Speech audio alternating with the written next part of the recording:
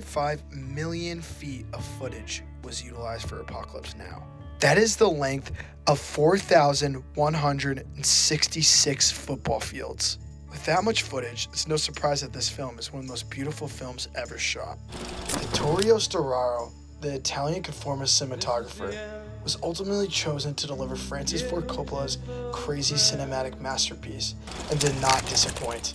For Francis to capture the Vietnam experience was very important to him. He wanted to create the true vision of how crazy Vietnam really was. So how was Vittorio Storaro able to reflect this realistic and beautiful vision brought to life by Coppola?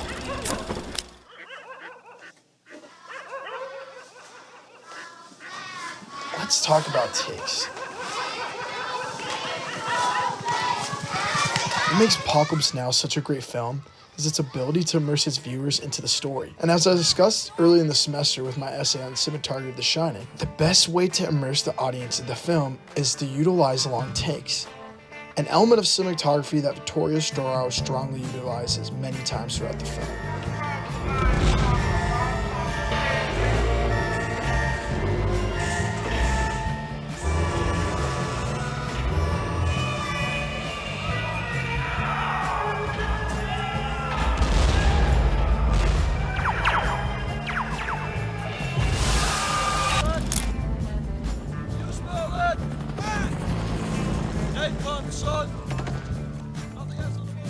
A long take smoothly draws us into the space via a continuous look at the setting and moving parts. You know, one time we had a hail bomb for 12 hours when it was all over, I walked up. We didn't find one of them, not one stinking big body. Smell, you know that gasoline smell, a whole hill. Smelled like victory. Apocalypse Now is an extremely busy film, with plenty of the mise-en-scène to fill its compositions for Vittorio.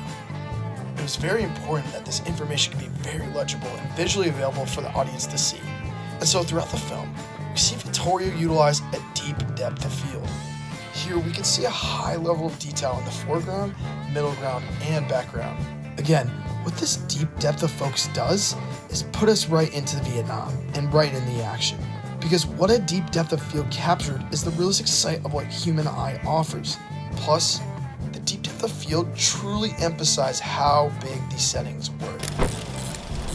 Angles for this film were extremely important, and some of the techniques utilized by Vittorio tied strongly back into Coppola's vision for the film to create a realistic capture of the Vietnam War. Especially in the combat scenes, Vittorio utilized the use of plenty of low-angle shots. The low angle was used to replicate the war reels, especially during Vietnam. News reporters and news filmers often stayed low to the ground mainly due to the fire and combat. The use of this method effectively adds to the depth of the cinematography. This film focused on a great variety of camera movements. But what stood out in the camera movements that made this film so unique definitely had to be the dolly shots that can be seen countless times throughout the film. In many cases, we see these dolly shots often paired up with plenty of the long takes we see throughout the film. Vittorio does a great job being able to immerse the audience into the apocalyptic setting. These tracking shots give the ability to be a part of that world, as these long dolly and tracking shots give us a lot of time to receive a lot of information in the scenes. Thus, our viewing experience to make us feel like we are truly in the action with the soldiers succeeds. Natural light is everything to Vittorio. It plays into the film's narrative and builds suspense from start to finish. Vittorio focused on natural, realistic light, but in a constructed, stylized way to affect the viewer's emotions. Take a look at the Da Long Bridge scene.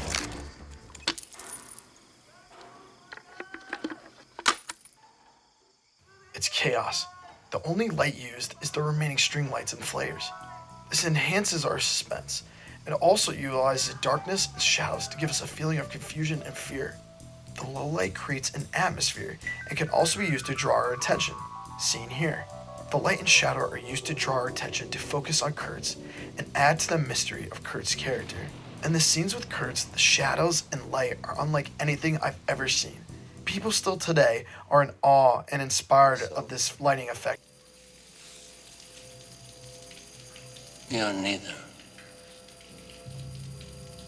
You're an errand boy. sent by grocery clerks. Vittoria focused on using a richly saturated color palette, changing from scene to scene. Out of all the elements of cinematography used in the film, color has to be the most important. For humans, colors impact us emotionally. A big key in this was the use of different colors of smoke. It really added to the atmosphere and psychedelic trip the movie put us on. In 2001, Vittoria was quoted as saying that he really enjoyed the sense of conflict the artificial colors of smoke created. We could see in the film that color is used to change our moods, add tension, and ultimately create a stunning image that has us in our seats saying, wow. The mise-en-scène played a huge role in what made this film truly great. From the letters and notes in Kurt's profile, to the death cards, surfboards. Still pretty hairy out there, sir. You want to surf, soldier? Yes, sir. That's good, son, because you either surf or fight. That's clear. And the on-site locations in Cambodia. These elements create an extremely realistic and visually intriguing film. Kurt's profile definitely stands out as one of the most significant mise-en-scène elements. It functions as a consistent piece to the narrative, and it creates anticipation of the road general, giving us his insight into his character development and information about him that we would not be able to get from the film's character. We see Willard ponder over and over it, learning a little more about his target throughout each act of the film.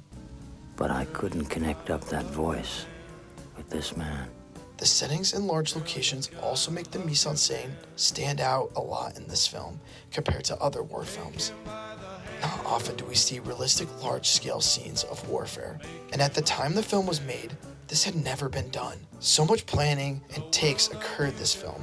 Many times during its creation saw enormous problems because of this, and of course, it was due to the fact that the mise-en-scène had to be perfect for Coppola, especially to deliver the realism of the Vietnam War. Nevertheless, they still succeeded, and the coordination of these elements, such as the Hueys, gunfire, and most importantly, the use of real napalm, made this film feel like no other.